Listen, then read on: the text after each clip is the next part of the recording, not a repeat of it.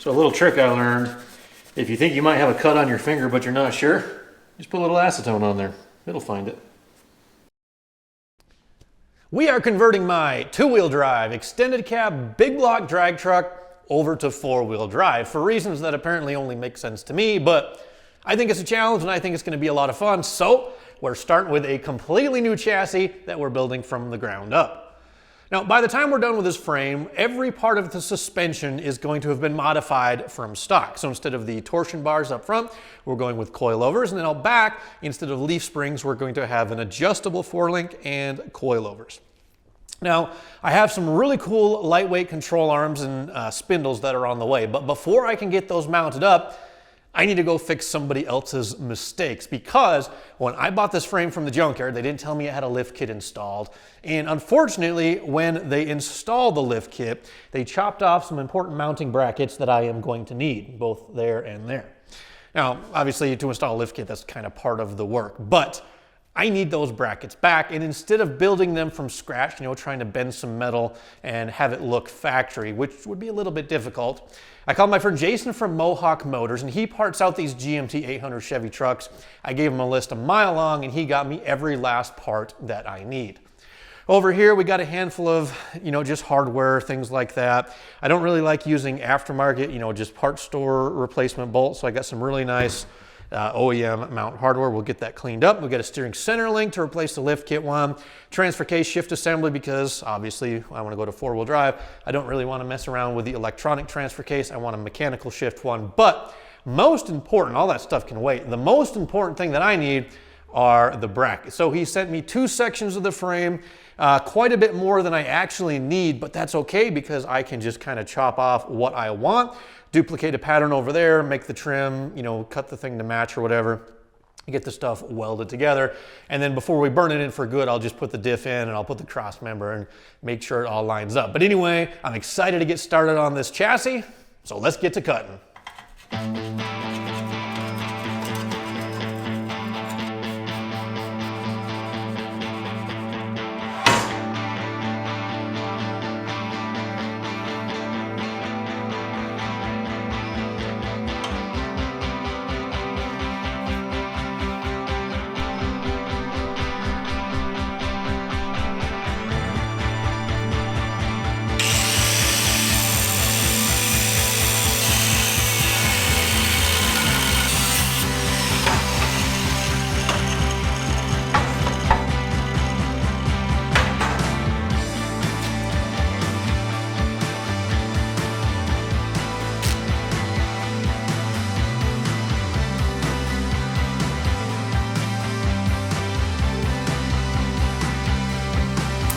As long as this duct tape stays in one piece, it will effectively become a pretty good pattern.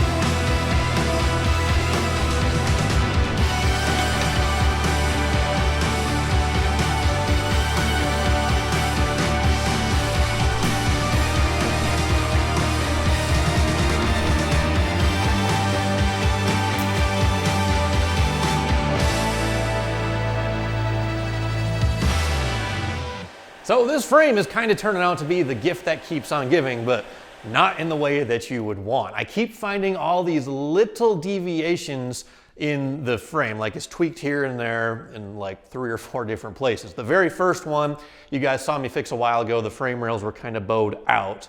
The second one I discovered today was there's a slight diamond in the frame where, you know, one side isn't quite square with the other. That was really easy to fix with a chain binder, just pulling on a diagonal. That was like about 1/4 of an inch, like 3/16 out. We fixed that, no problem. And the big one that took a lot of determination to fix was the frame up front was actually a little bit too narrow. Now, after I got the lower driver's side mount tacked in place initially, I went to mount the diff just to kind of test fit everything. And I realized that this part of the frame was pushed in just a hair, and that wouldn't let the differential mount squarely. The only other damage in this area, you can see this lower part of the control arm mount kind of has a bit of a wiggle in it, like something pushed up right here. Now, I kind of assumed that this truck was jumped at some point and it kind of landed, and that's what did all this, I'm not going to quite say damage, but it tweaked everything. Or it's just a result of having a really poorly designed lift kit installed on this truck, probably for about 20 years. So anyway, the first diamond in the frame, that was easy to fix. The second part, I had to go out and buy a porta power, and it took quite a few different pushes to get it exactly where I want it. But after messing around for a while, we now are ready to re-tack weld that lower mount in. Unfortunately, when I get into problem-solving mode like that, I kind of forget to turn on the camera, which sort of defeats the purpose of being a YouTuber, you know, not capturing the things that we're doing. But anyhow, we now have everything exactly where I want it. I got a bunch of dimensions on my other truck to kind of compare against. And so now we're going to re-tack weld that frame mount there. I'll put the diff in place once more just to kind of verify that everything lines up. And then we can move on to the driver's side, which by comparison should be super simple. But never jinx yourself. So maybe I'm in for a treat there too.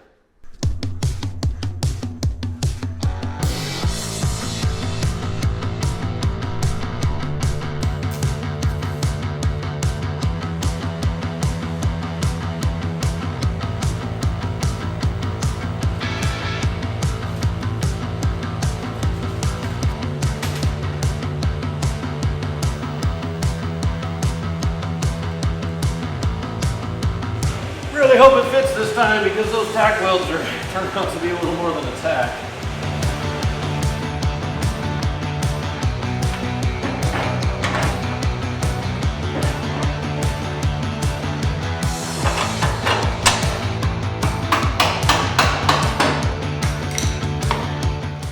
I can live with that. I like it.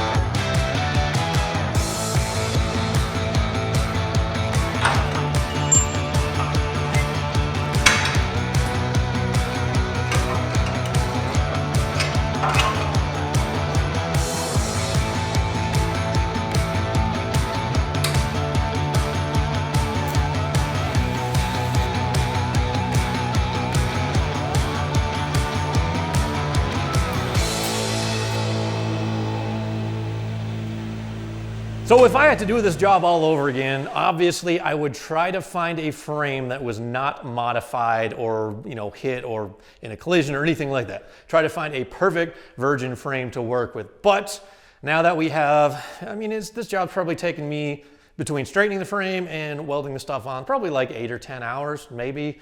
So I guess in the grand scheme of things, it's not that big of a deal, especially considering the rest of the suspension modification that we're gonna have to do out back for our 4-link and our cross members and the fuel tank and the roll cage. And I'm just kind of dreading all the hours that are yet to come for this 4-wheel drive conversion / race truck build. But I am excited now because, well, number one, I have the shop cleaned up. I hate it when we have all that grinding dust and grit on the floor. But number two, we have our frame basically restored back to stock.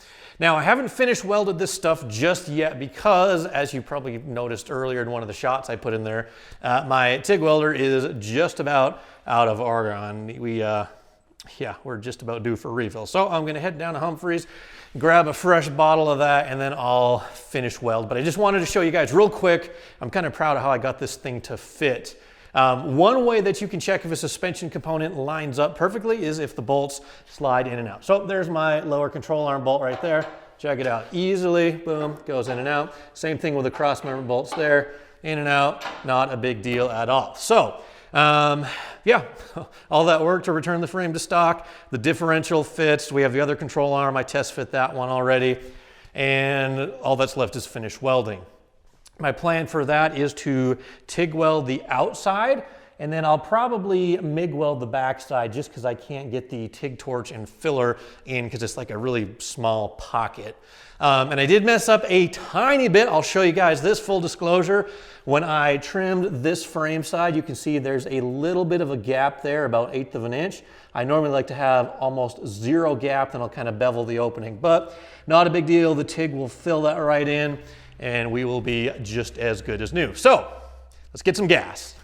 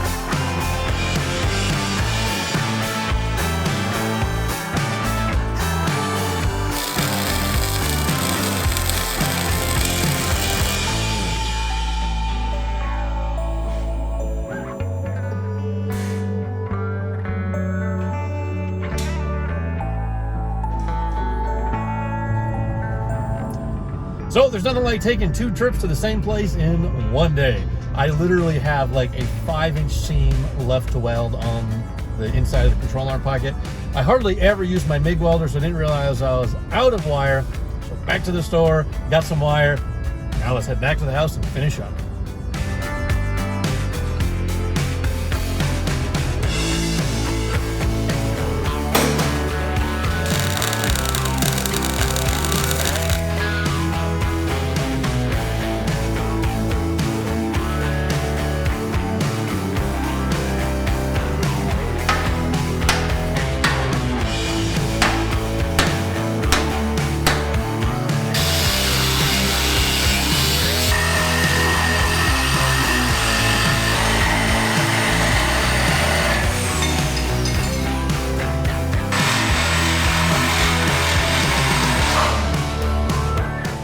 probably thinking to yourself, what the heck am I doing?